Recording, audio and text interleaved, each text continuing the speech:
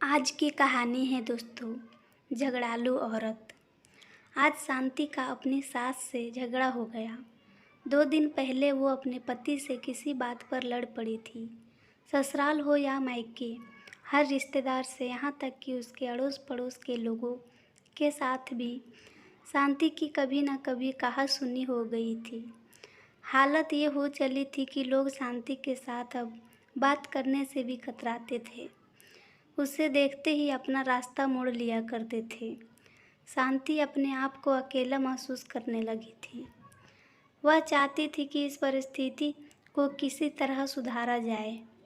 उसे यह तो पता था कि लोगों का उससे दूर होने का कारण उसके झगड़े थे, लेकिन वह यह नहीं समझ पा रही थी कि यह झगड़े हो कैसे जाते हैं।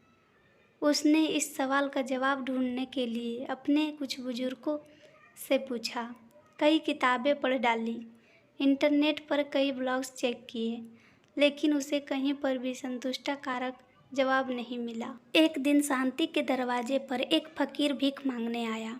शांति उसे देने के लिए आटा लेकर आई। उसे लगा कि शायद उसके सवाल का जवाब यह फकीर उसे दे सकता है, इसलिए उसने उस फकीर से भी वह सवाल पूछ लिया। शांति ने फकीर से पूछा, फकीर बाबा, क्या आप जानते हैं झगड़े होने के सबसे बड़ा कारण क्या है? फकीर ने शांति की तरफ देखा और बोला, मैं यहाँ पर भिक्षा लेने आया हूँ और तुम हो कि मुझसे यह फालतू के सवाल कर रही हो। फकीर की बात सुनते ही शांति को बहुत गुस्सा आया। उसने कहा, घर घर जाकर भीख मांगने वाले, तुम मेरी बातों को, मेरे सवालों को फालतू कहते हो? तुम्हारी हिम्मत कैसे हुई?